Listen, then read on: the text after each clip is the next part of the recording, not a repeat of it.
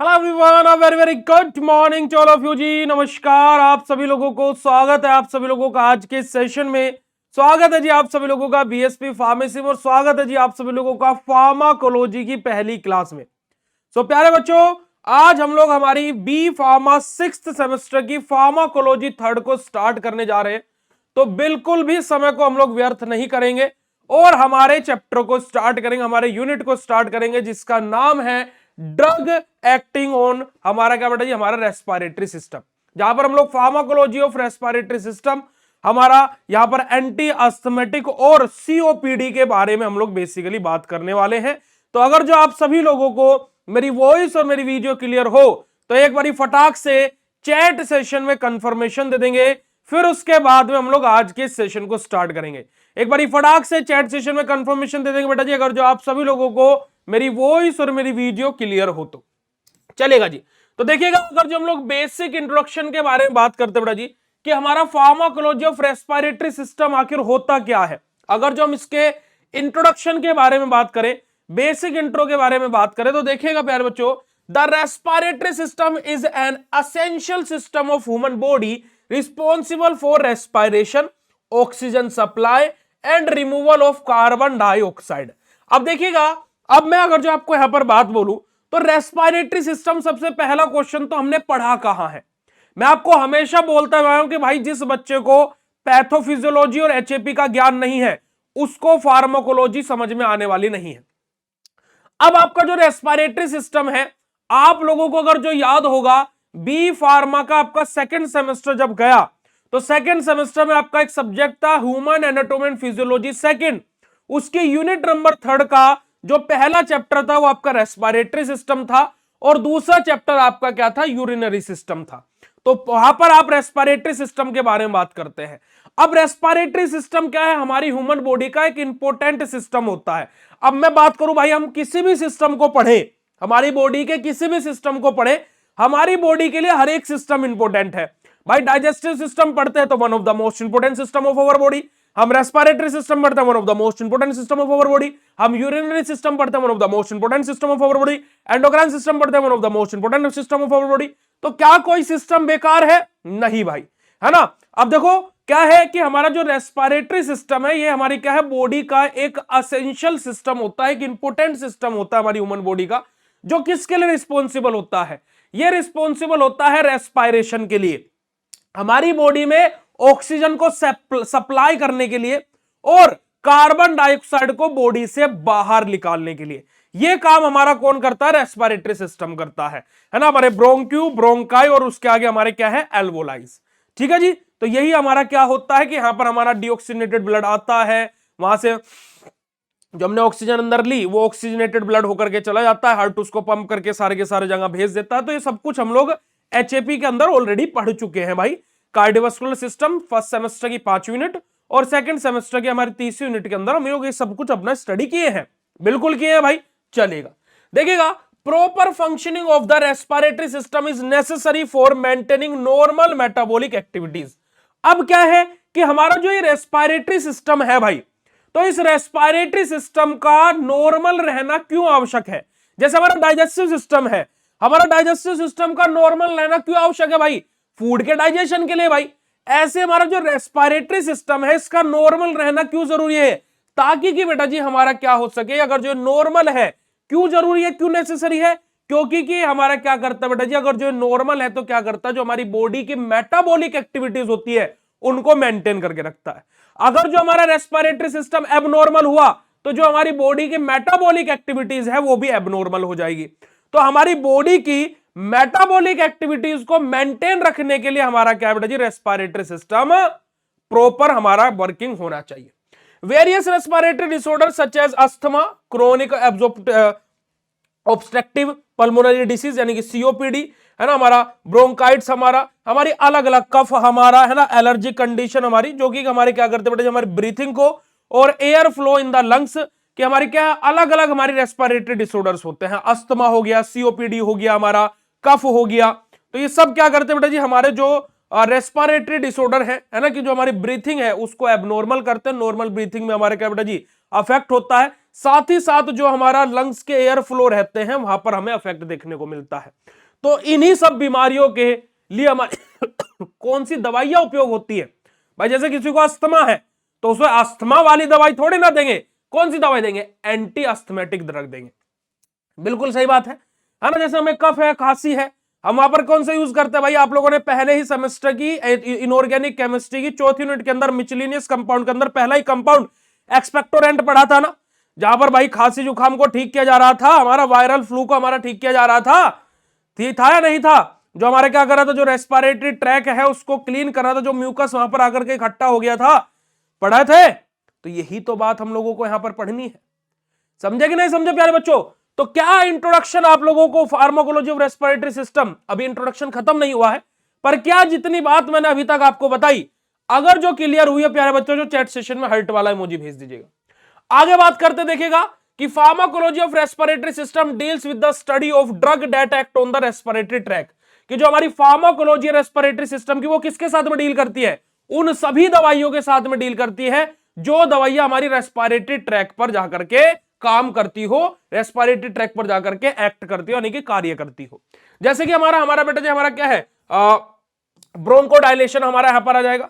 ठीक है जी, हमारा प्रोड्यूस ब्रोंकोडाइलेशन हमारा, या फिर रिड्यूस एयरवे इन्फ्लामेशन अपना, या फिर हमारा क्या बेटा जी, हमारा कफ रिफ्लेक्स को सप्रेस करना, या फिर क्या बेटा जी, हमारा डिक्रीज करना म्यूकस, जो हमारा म्यूकस होता है ना, उसकी विस्कोसिटी को डिक्रीज करना, और उसके क्या बेटा जी, सीक्रेशन को डिक्रीज करना, इंप्रूव करना, जो हमारा क्या बेटा जी ओवरऑल लंग्स फंक्शन है उनको इंप्रूव करना। ये सारे के सारे काम किसके होते हैं बेटा जी? हमारे रेस्पिरेटरी ट्रैक पर एक्ट करने वाली दवाइयों के होते हैं।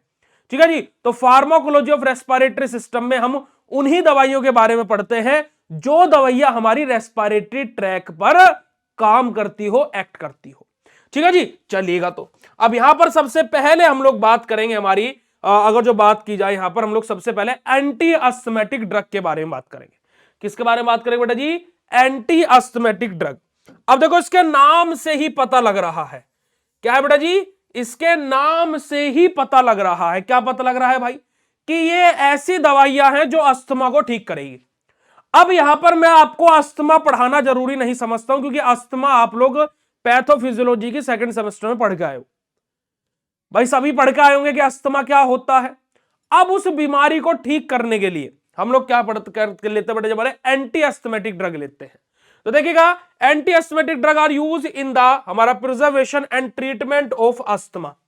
क्या बात की जाए बेटे जी हमारी? हमारा क्या बेटा जी, हमारा क्या है कि एंटी अस्थमेटिक ड्रग हमारी वो ड्रग्स होती है जो हमारी क्या करते हैं बेटा जी? अस्थमा को तो ट्रीट करती है, फिर उससे क्या बेटा जी हमारा प्रिवेंशन करती है। क्या करती है? हमारा क्या करते हैं बेटा जी? या तो उससे प्रिवेंशन करती है, यानी कि बचाव करती है, या फिर हमें क्या है बेटा जी, हमें क्या है, अस्थमा के ट्रीटमेंट के लिए हमारी जिन दवाइयों को यूज करते हैं उन्हीं को हम क्या बोलते हैं? एंटी अस्थमेटिक ड्रग बोलते हैं ना। हमारे यहाँ तो प्रिवेंशन करेगी, और एक लाइन है बहुत ही सुंदर कि prevention are better than cure, कि भाई सावधानियां बीमारी के इलाज से ज्यादा अच्छी है ना भाई। जैसे फॉर एग्जांपल, आप बाइक पर जा रहे हो, अभी ठंडी का समय है, आप बाइक पर जा रहे हो, अगर जो आप अच्छे से सोल मफलर वफलर लपेट के जाओगे तो आपको खांसी जुकाम नजला होने के चांसेस कम है। ऐसा नहीं कि नहीं होंगे, पर होने के चांसेस तो कम होंगे ना।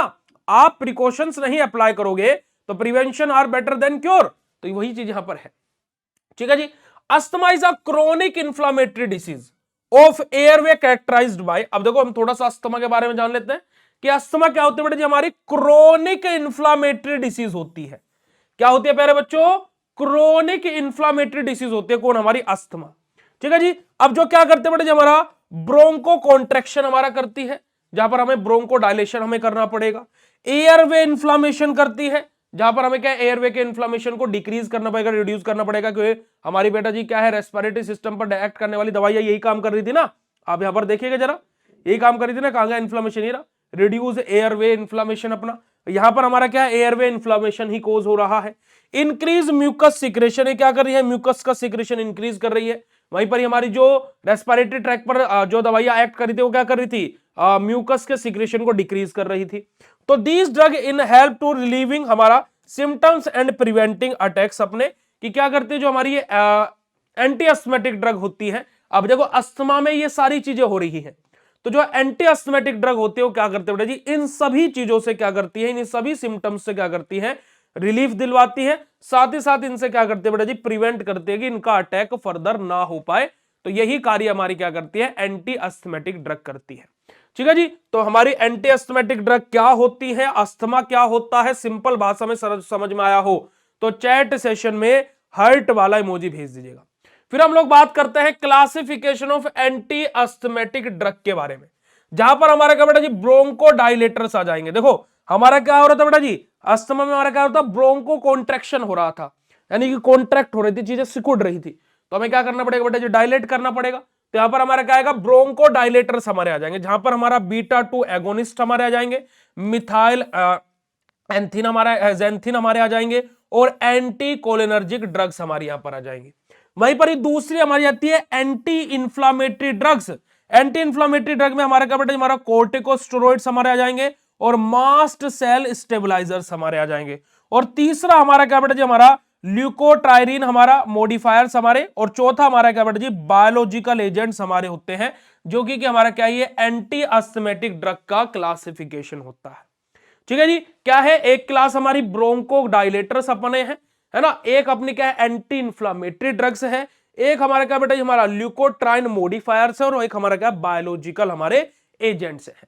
तो ये हमारे क्या है, सिंपल सा क्लासिफिकेशन होता है हमारे किसका बेटा जी, एंटी अस्थमेटिक ड्रग्स का। क्लियर हुई बेटा जी बात, चलेगा आगे बढ़ते हैं और आगे की तरफ मूव करते हैं, और आगे बात करते हैं हमारा फार्माकोकाइनेटिक, यानी कि एडीएमई हमारा एंटी अस्थमेटिक ड्रग का कैसे कार्य करता है।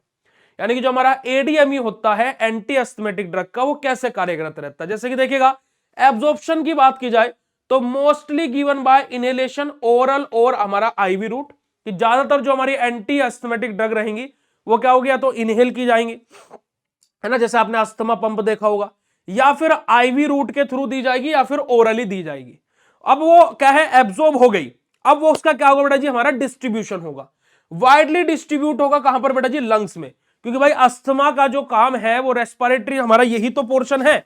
अब वो क्या है कि बेटा हमारे स्टमक में जाकर के क्या करेगी, उसका पोर्शन ये लंग्स वाला ही होगा ना, है ना। जैसे आजकल लड़कियां ऐसे करती थी, डांस करते करते कैसे करती, ऐसे कर देती, पता नहीं कैसे करती है।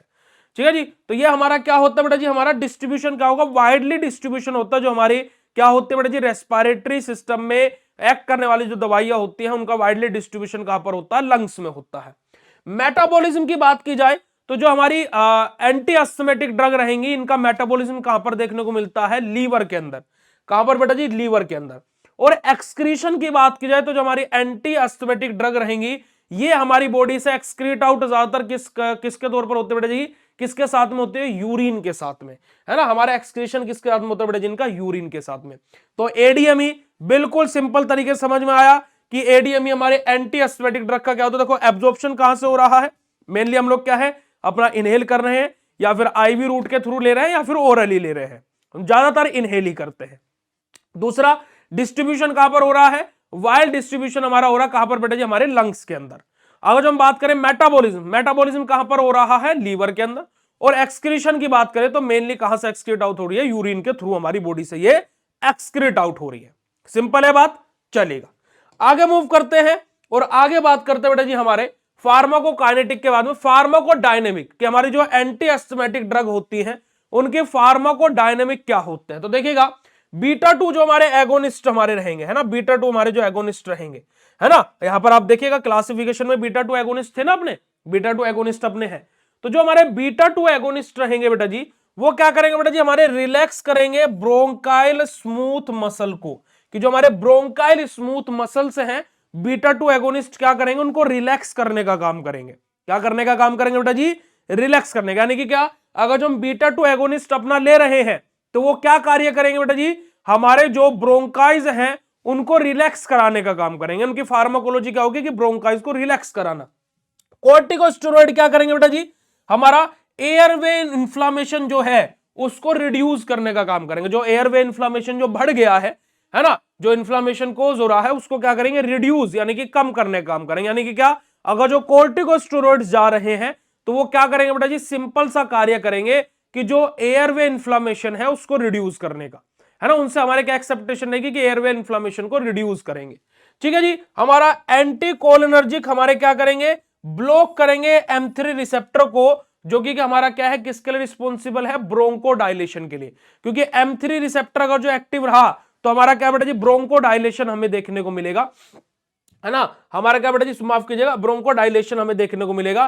तो M3 रिसेप्टर को अगर जो ब्लॉक किया गया, अगर जो M3 रिसेप्टर ओपन रहा तो हमें क्या बेटा जी, ब्रोंको कॉन्ट्रैक्शन हमें देखने को मिलेगा।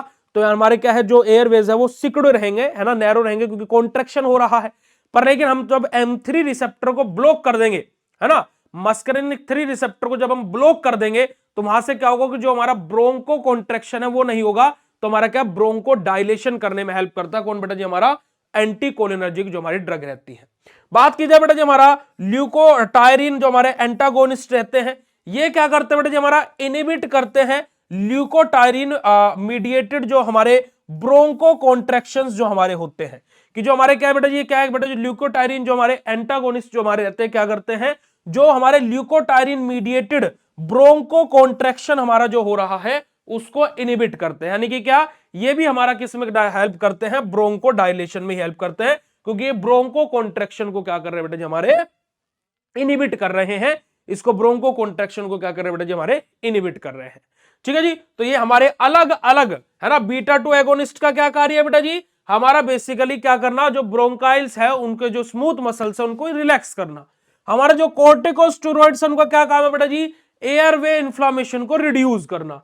जो हमारे एंटी कोलिनर्जिक है वो क्या कर रहे हैं बेटा जी, ब्लॉक कर रहे हैं M3 रिसेप्टर को, जहां से हमारे क्या है, ब्रोंको कॉन्ट्रैक्शन नहीं होकर के ब्रोंको डायलेशन हमारा हो रहा है।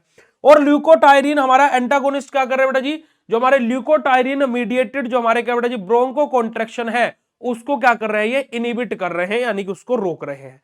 तो फार्माकोलॉजी यानी कि मैकेनिज्म ऑफ एक्शन अगर जो आपको समझ में आया हो, माफ कीजिएगा, फार्माकोडायनेमिक किसका, एंटी अस्थमेटिक ड्रग का, तो चैट सेशन में हर्ट वाला इमोजी भेज दीजिएगा। अब अगर जो हम इनके यूजेस या फिर इनके इंडिकेटर्स के बारे में बात करें, ठीक है जी, हमारे एंटी अस्थमेटिक ड्रग के, तो जैसे हमारा क्या है, ब्रोंकाइल अस्थमा हमारा, है ना, हमारे एक्सिस इंड्यूस्ड अस्थमा हमारा, या फिर एलर्जिक अस्थमा हमारा, या फिर एक्यूट या क्रोनिक अस्थमा अटैक हमारा, तो इन सब जगह पर हमारे क्या है, मेडिकेशंस का हमारा उपयोग किया जाता है। कि एक्यूट या क्रोनिक अस्थमा है तो हम इनका उपयोग करेंगे, एलर्जिक अस्थमा है तो हम इसका उपयोग करेंगे, एक्सिस इंक्लूडिंग अस्थमा है तो हमारा क्या बेटा, इंड्यूस्ड अस्थमा है तो हम वहां पर इसका उपयोग करेंगे, या फिर ब्रोंकल अस्थमा है तो उस कंडीशन में भी हमारा एंटी अस्थमेटिक ड्रग का उपयोग करेंगे। और इन सभी ड्रग का, है ना, हमारा उपयोग किया जाएगा। ठीक है जी, चलिएगा आगे बात करते हैं हमारा डोज के बारे में, है ना। डोज के बारे में बात की जाए तो जैसे हमारा क्या यहां पर एग्जांपल लिया गया है सालब्यूटामोल का, जिसको हम लोग क्या करते हैं बेटा जी, हमारा इनहेल करते हैं या फिर ओरली इसको इनटेक करते हैं 2 से 4 मिलीग्राम अपना। ठीक है जी। हमारा क्या बेटा जी, थियोफाइलिन है, जिसको हम 5 से 10 मिलीग्राम उपयोग करते हैं पर केजी पर डे अपना, है ना, 5 से 10 मिलीग्राम पर केजी, है ना, पर डे के हिसाब से हम लोग लेते हैं। यानी कि 1 केजी के लिए 5 से 10 मिलीग्राम हम लोग लेंगे।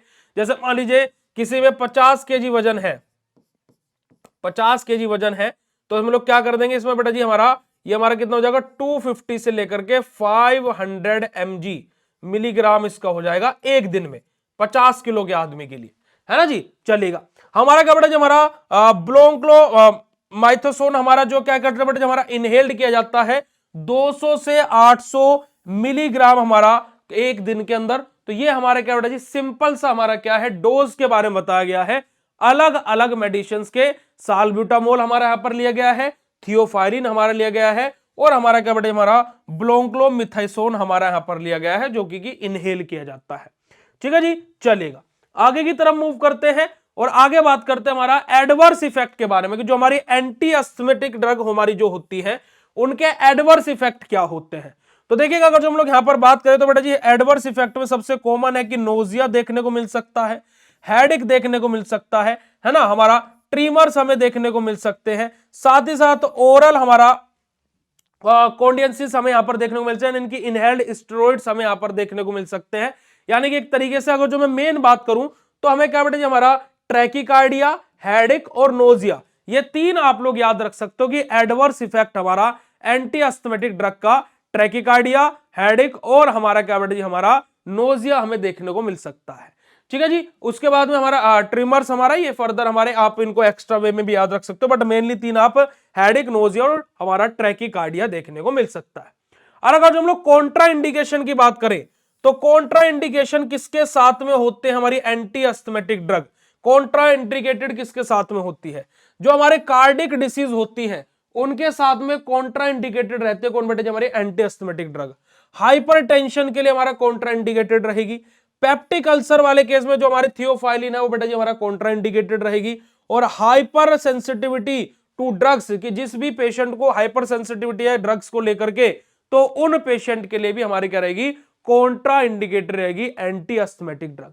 अच्छा बेटा, इसको आप ऐसे समझिए कि जैसे फॉर एग्जांपल आप जैसे कोई कड़वी सी दवा ले लेते हो, जैसे आपने कोई कड़वी सी दवा खाई और कड़वी सी दवा खाने के बाद में आपको क्या लगता है, अचानक से ऐसे नहीं होता, क्या दे दिया ये, एकदम एकदम से ऐसे लगता होता ना, ऐसा नहीं होता है। तो उसको ये वही है, ये वही है ना, ये हमारा क्या है, वही है, बस ऐसे समझ लीजिए।